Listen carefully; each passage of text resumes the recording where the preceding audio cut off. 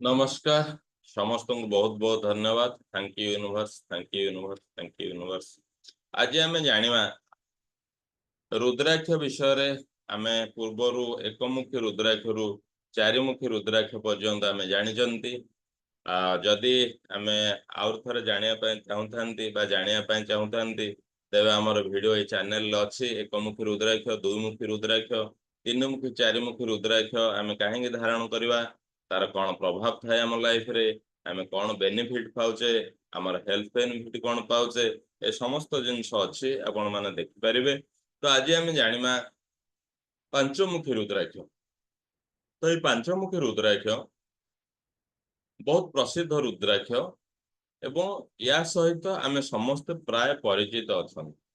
काहेकि परिचित अछंती ना रुद्राक्ष जो फल आमे जदि 100 गोटी रुद्राक्ष को छड़ौचंती 95 रु 97 पंचमुखी रुद्राक्ष बाहर, अन्य रुद्राक्ष खूब कम परिमाण रे आसन।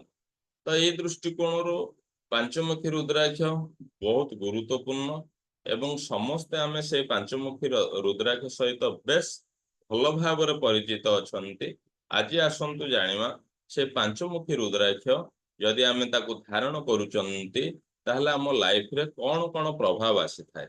ए पंचमुखी रुद्राक्ष आमर थर्ड चक्र को एक्टिव करि थाए। ए पंचमुखी रुद्राक्षर गढ़ होचंती रुद्र कलाग्नि।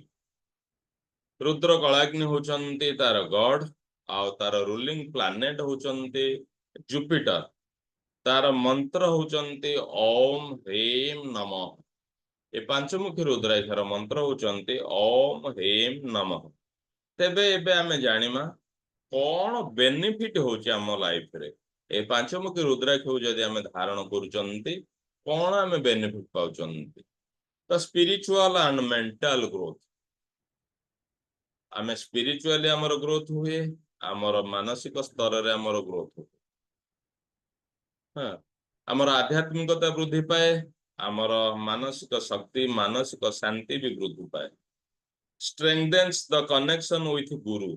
आमे जदि जीवन में जो जो गुरु को संस्पर्श रे अछंती, आमर शिक्षा गुरु हो पारंती, आमर दीक्षा गुरु हो पारंती, आमर धर्म गुरु हो पारंती, आमर प्रोफेशनल गुरु हो पारंती।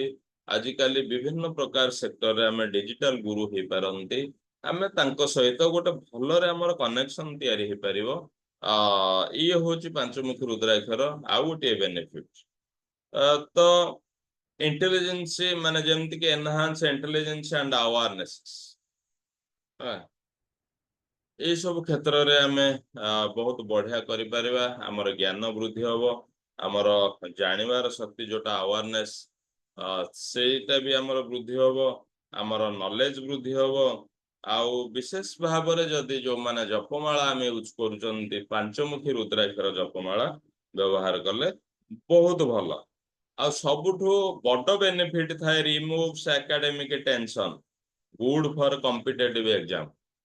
जो छुआ माने पाठ पढ़ुचंती, पाठ पढ़िया को लेके जो टेंशन अछंती, यदि पंचमुखी रुद्राक्ष से धारण करूचंती ताले एई भली भय तांको मन रु दूर होइजिवो। आ भल एटा कॉम्पिटिटिव एग्जाम पय बहुत भल। तेबे एबे आमे जानिमा जे से पंचमुखी रुद्राक्ष रे हेल्थ बेनिफिट कोन अछि।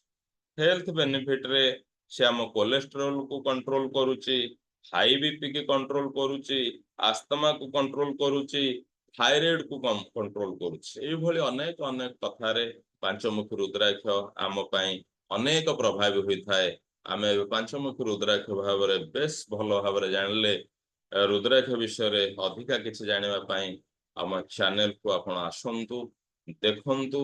रुद्राक्ष विषय रे बहुत किथा किछि अछि। समस्त को बहुत बहुत धन्यवाद। नमस्कार नमस्कार। परवर्ती समय रे आमे जानिबा 6 मुखी रुद्राक्ष। बहुत बहुत धन्यवाद, बहुत बहुत धन्यवाद।